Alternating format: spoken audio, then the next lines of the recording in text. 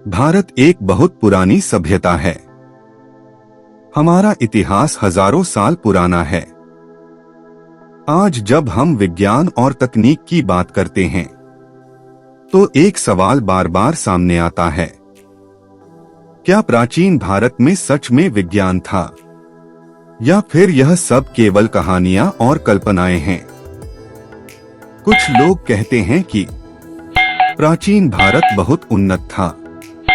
यहाँ विमान थे, यहाँ सर्जरी होती थी और यहाँ आधुनिक ज्ञान मौजूद था। वहीं कुछ लोग यह मानते हैं कि यह सब बढ़ा चढ़ाकर कही गई बातें हैं। तो सच्चाई क्या है? आज हम इस विषय को सरल भाषा में, शांत दिमाग से और संतुलित तरीके से समझने की कोशिश करेंगे। प्राचीन भारत केवल धार्मिक देश नहीं था, यह ज्ञान और शिक्षा का भी एक बड़ा केंद्र था।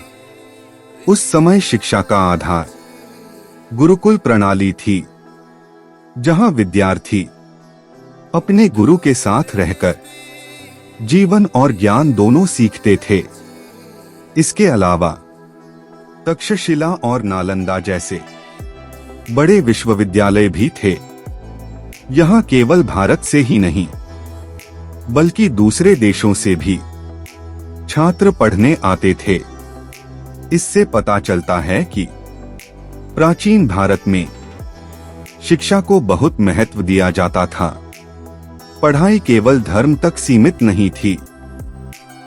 गणित पढ़ाया जाता था, खगोल विज्ञान पढ़ाया जाता था, चिकित्सा का ज्ञान दिया जाता था, धातु विज्ञान और स्थापत्य कला भी शिक्षा का हिस्सा थे। अब सबसे पहले बात करते हैं गणित की। गणित के क्षेत्र में भारत का योगदान बहुत महत्वपूर्ण माना जाता है। शून्य और दशमलव प्रणाली भारत की सबसे बड़ी देन है। आज जो गणित हम स्कूल और कॉलेज में पढ़ते हैं, उसकी नींव प्राचीन भारत में रखी गई थी। महान गणितज्ञ आर्यभट्ट ने कई महत्वपूर्ण बातें बताईं। उन्होंने कहा कि पृथ्वी अपनी धुरी पर घूमती है। उन्होंने यह भी समझाया कि सूर्य और चंद्र ग्रह कैसे लगते हैं। उन्होंने पाई का मान भी काफी सही तरीके से निकाला। ये बातें अनुमान पर आधारित नहीं थीं, ये गणना और तर्क पर आधारित थीं।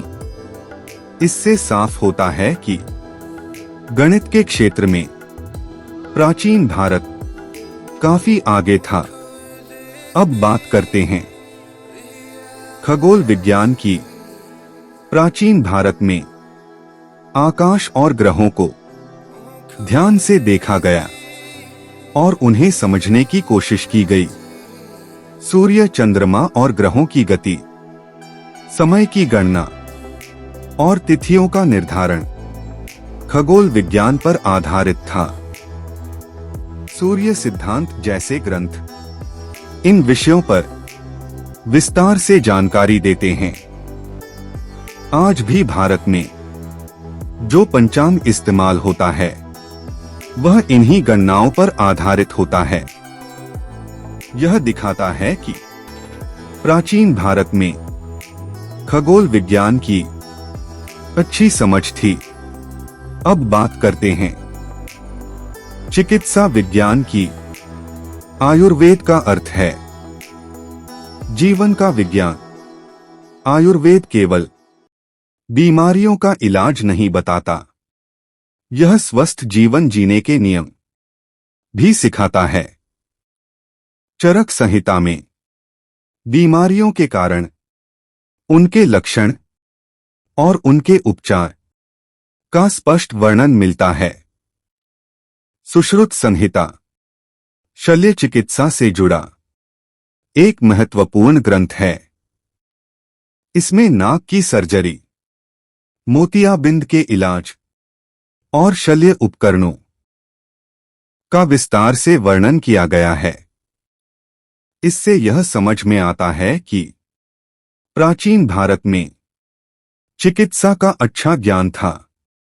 अब बात करते हैं धातु विज्ञान और स्थापत्य कला की। दिल्ली का लौह स्तंभ करीब 1500 साल पुराना है। आज भी उसमें जंग नहीं लगी है। यह उस समय की धातु विज्ञान की समझ को दर्शाता है। कोणार्क का सूर्य मंदिर और तंजावुर का बृहदेश्वर मंदिर आज भी मजबूती से खड़े हैं। बिना आधुनिक मशीनों के इतनी बड़ी और मजबूत इमारतें बनाना आसान काम नहीं था। यह केवल कला नहीं थी, यह विज्ञान और इंजीनियरिंग का अच्छा उदाहरण भी है। अब हमें दूसरे पहलू को भी समझना चाहिए। हर प्राचीन कहानी विज्ञान नहीं होती। कुछ कथाएं पौराणिक होती हैं। उनका उद्देश्य ज्ञान देना और संदेश पहुंचाना होता है। उन्हें आज के विज्ञान से सीधे जोड़ना सही नहीं होता। इसलिए हर बात को सोच समझकर स्वीकार करना चाहिए। तो अंत में सवाल फिर वही है, क्या भारत का प्राचीन विज्ञान मिथक है या वास्तविकता? उत्तर है, कुछ बातें पूरी तरह वास्तविक हैं, कुछ बातें प्रमाणित हैं और कुछ बातें प्रतीकात्मक हैं। हमें न तो अंधा गर्व करना चाहिए और न ही अपने इतिहास को पूरी तरह नकारना चाहिए। सही रास्ता यह है कि हम तथ्यों को समझें, प्रश्न पूछें और वैज्ञानिक सोच अपनाएं। यही सच्चा ज्ञान है और यही सच्चा सम्मान है। धन्यवाद।